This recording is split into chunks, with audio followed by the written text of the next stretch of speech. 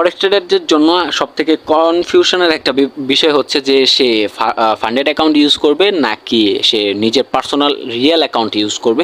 এই জিনিসটা কিন্তু সব ট্রেডারদের মধ্যেই একটা কনফিউশন থাকে যারা নতুন আসে আর কি। তো আসসালামু আলাইকুম গাইস, আশা করি আপনারা সকলে ভালো আছেন, আপনাদের ট্রেডিং জার্নি আশা করি খুবই ভালো যাচ্ছে।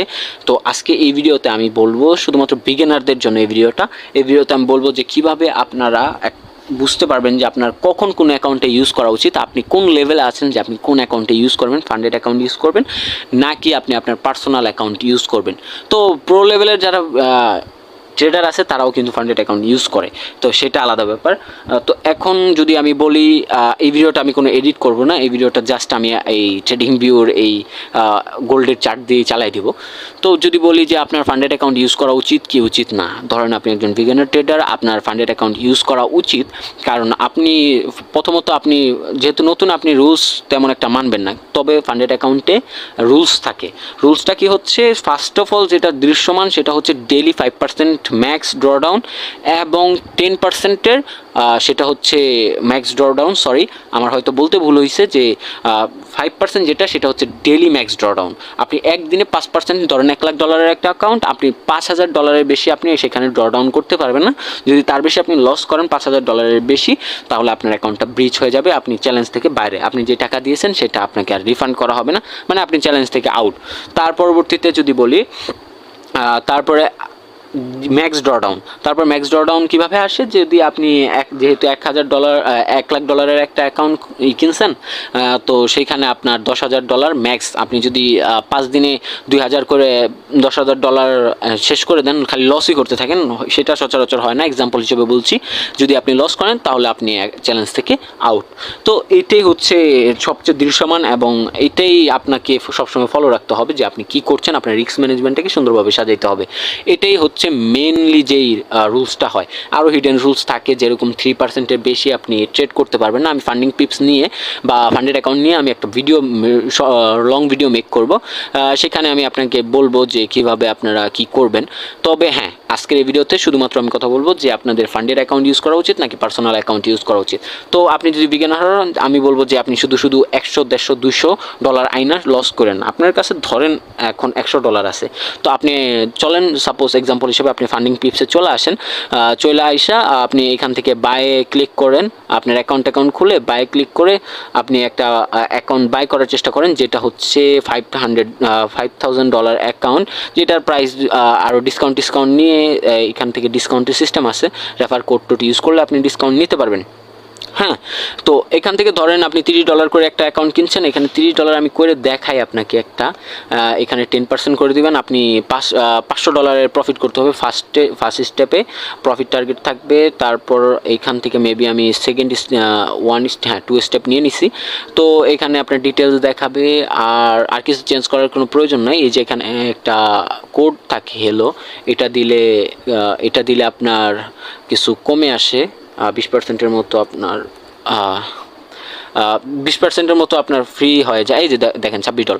এখন ধরেন আপনার কাছে $100 আছে, এখন এই $100-কে আপনি কীভাবে ইউজ করবেন, এখানে $26, ধরেন $30 করে এই অফারটা থাকলো না, $30 করে আপনি নিলেন, 3টা অ্যাকাউন্ট নিতে পারবেন, যেই আপনি যদি $100 দিতেন তো সর্বোচ্চ আপনি 10% রিস্ক নিয়ে আপনি শেষ করে দিতেন।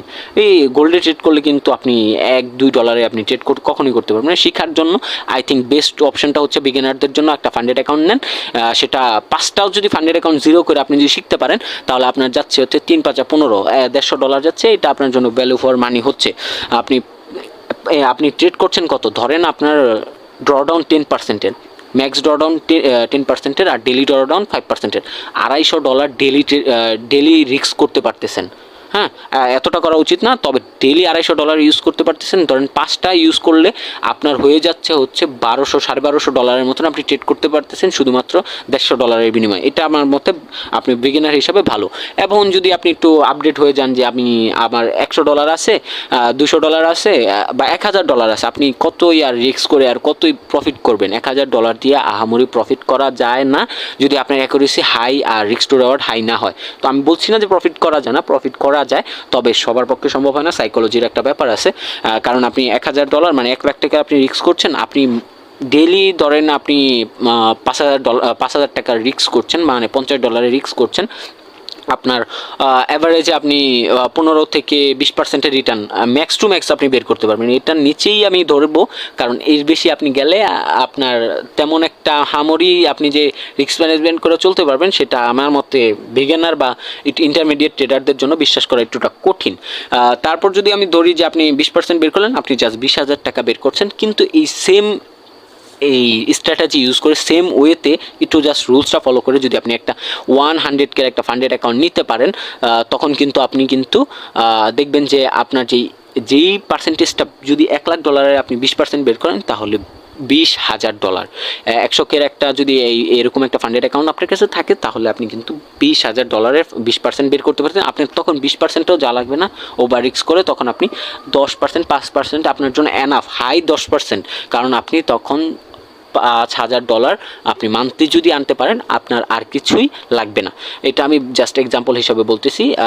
100K মানে $100,000 যদি আপনি একটা ফান্ডেড অ্যাকাউন্ট পাস করতে পারেন সব রুলস মেনে, তাহলে কিন্তু আপনার $5,000 যদি আপনি এক মাসে ধরেন, এক মাসে আপনি 5% আপনি বের করলেন, $5,000 আপনার জন্য এনাফ। আমি বলছি না প্রতি মাসেই আপনার $5,000 বের হবে, এটা বলে দাবদুব কিনে ফেলেন না, আপনি শিখেন, শেখার পর বুঝেন।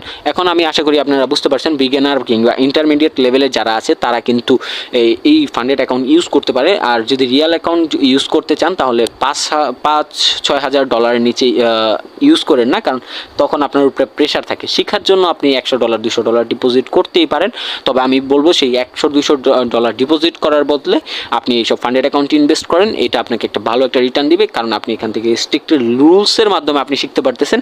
তো আশা করি আমার কথাগুলো একটু বাইজা আসতেছে, তবে আমি চেষ্টা করছি বোঝানোর। আপনারা যদি বুঝে থাকেন তাহলে আমাকে কমেন্ট বক্সে বলবেন যে আপনি বুঝছেন। আর যদি কোনো কোয়েশ্চেন থাকে যে ফান্ডেড অ্যাকাউন্ট নিয়ে আরও ডিটেলসে ভিডিও চান বা এটা রুলস সম্পর্কে জানতে চান, তাহলে আমাকে নেক্সট ভিডিওর জন্য কমেন্ট করবেন। আমি আশা করি নেক্সট একটা আরও ভালোভাবে ভিডিও করার চেষ্টা করবো। আমি এই ভিডিওটা এডিট করিনি, তার জন্য আমি সরি, বাট ইনফরমেশনটা দেওয়া ইম্পর্টেন্ট ছিল, তাই আর কি আমি এই ভিডিওটা মেক করছি। বাই দ্য ওয়ে, আসসালামু আলাইকুম, আশা করি ভালো থাকেন, এবং যেই নিয়মগুলো বলছি